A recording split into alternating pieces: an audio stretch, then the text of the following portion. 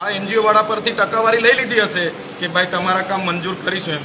હવે એમનાથી બદલાતા જ નથી. આ ચોથી વાર મેં કીધું, પણ એક બહાલી આપે છે, પણ આશ્વાસન આપે છે, પણ બદલતા નથી, કેમ કે એમણે ટકાવારી લઈ લીધી છે.